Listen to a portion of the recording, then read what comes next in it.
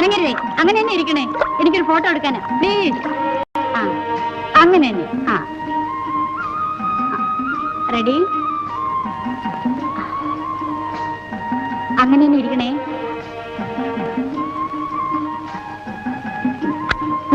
Okay.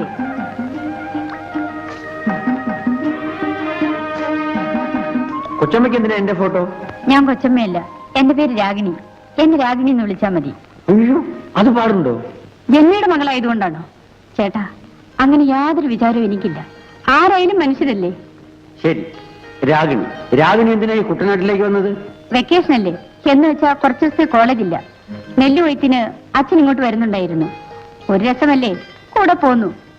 പണക്കാരായ നിങ്ങൾക്ക് ഇവിടെ ഒക്കെ പിടിക്കുമോ? ഇവിടെയാണ് മനുഷ്യരുള്ളത്, ഇവിടെയാണ് പ്രകൃതി ഭംഗിയുള്ളത്. എന്നാലേ ഒരു കൊച്ചു വെള്ളത്തിൽ കയറി ഇവിടെ ഒക്കെ ചുറ്റിക്കറങ്ങി കാണണം. അപ്പോൾ ചേട്ടൻ എന്നെ കൊണ്ടുപോകാമോ? ഞാനോ? എന്താ, പാടില്ലേ?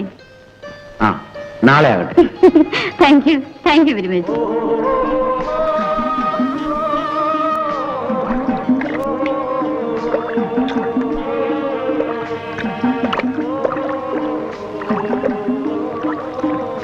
ചേട്ടാ, അങ്ങനെ ഒന്നിരിക്കണേ.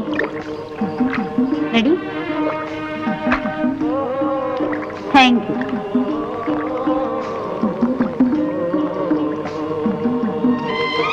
ഇത് പാടം, ഇത് കായൽ.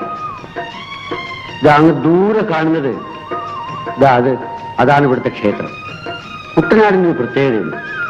രാഗിണി ശ്രദ്ധിച്ചിട്ടുണ്ട്. ഇവിടെ വെള്ളവും കരയും തമ്മിൽ മമതയിലല്ല.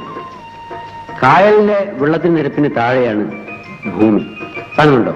ശരിയാ, ഞാൻ ഇതുവരെ ശ്രദ്ധിച്ചിട്ടില്ല. ആ, നിക്കൂ, ഒരു ഫോട്ടോ എടുത്തോട്ടെ.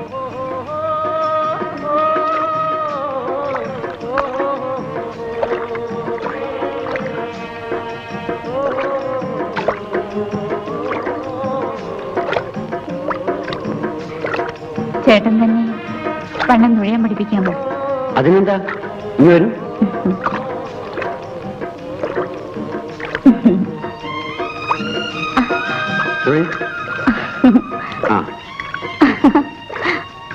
അങ്ങനെ ഒഴിയൂ.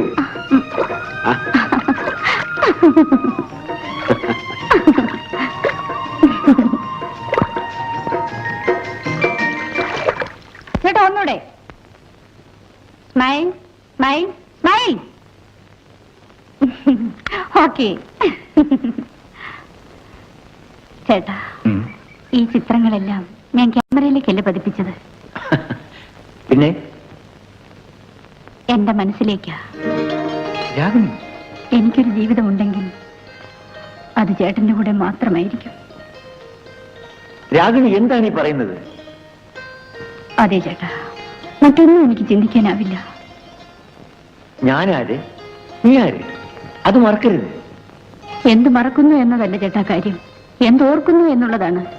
എനിക്ക് എന്റെ കൈ പിടിക്കാൻ ഒരു പുരുഷനെയാണ് വേണ്ടത്. ആ, ശരിയാണ്. പക്ഷേ ജീവിതത്തിൽ ഒരു പെൺകുട്ടിയുടെ കൈ പിടിക്കാൻ ചേട്ടനും ആഗ്രഹമില്ലേ? ഉണ്ട്. എങ്കിൽ ഇതാ എന്റെ കൈ.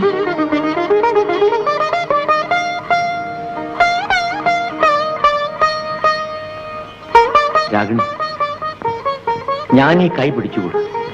എന്തുകൊണ്ട്? ഞാനൊരു സ്വപ്നം പോലും കാണാൻ പാടില്ലാത്തവനാണ്. ചേട്ടൻ എന്നോടല്ലല്ലോ, ഞാൻ ചേട്ടനോടല്ലേ യാചിക്കുന്നത്. എനിക്കിത് വിശ്വസിക്കാൻ പോലും.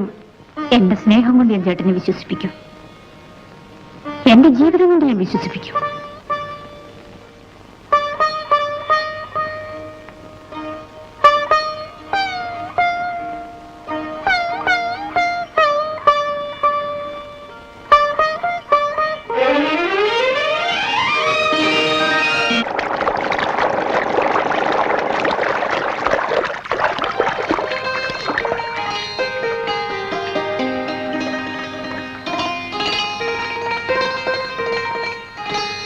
എടാ ഗോപി, നിന്നെ സമ്മതിക്കണമല്ലോ, ഇത്ര വേഗം പെണ്ണ് കറക്കെടുത്ത് കളഞ്ഞല്ലോ.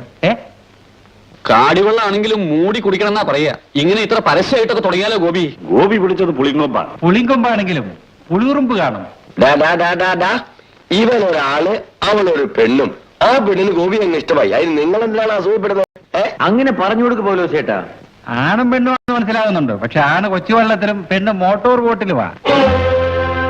കായലാണെങ്കിൽ നിറച്ച് പായലും. അത് ഞാൻ നോക്കിക്കോളാം. നിങ്ങളുടെ ആരുടെയും സഹായം വേണ്ട. നിങ്ങൾ നിങ്ങളുടെ പാട് നോക്ക്. എടാ ഗോപിയേ, ഇത് പോക്കാ. എങ്ങും പോയല്ല. എനിക്ക് വയസ്സായതുകൊണ്ട് വന്നതാ.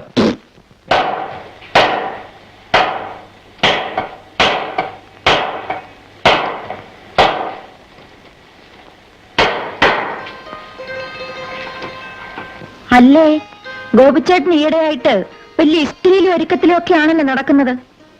ഓടി നീർത്തോലി കളിയൊക്കെ വന്നിരിക്കുന്നു. ദേവ് അറിയില്ലേ, ചേട്ടൻ ഈയിടെയായിട്ടൊരു കാമുകന. ഏതാ പെണ്ണ്? ചേട്ടനോട് ചോദിച്ചു പറഞ്ഞു. തലയ്ക്കൊരു കടി വെച്ചു. ഗോപി, നമ്മുടെ നിലയ്ക്കും വിലയ്ക്കും ഒക്കാത്ത ബന്ധത്തിലൊന്നും ആരുമായിട്ടും പോകണ്ട, ഞാൻ പറഞ്ഞേക്കാം. ചുമ്മാ പറയാനമ്മേ, വായി നോക്കി. അമ്മ തടുക്കാനും മുടക്കാനും ഒന്നും പോകണ്ടമ്മേ. എനിക്ക് തന്നെ വയസ്സ് എത്രയായിന്ന. അവർക്ക് ചേട്ടന്റെ കാര്യം പറയാനുണ്ട്. എങ്ങനെയെങ്കിലും ആ വള്ളം കരക്കെടുത്തോട്ടെ എന്നാ എന്റെ പ്രാർത്ഥന. അത് കഴിഞ്ഞിട്ട് വേണം എനിക്ക്. നിനക്ക് എന്നെ കൊണ്ടൊന്ന് പറയിക്കണ്ട.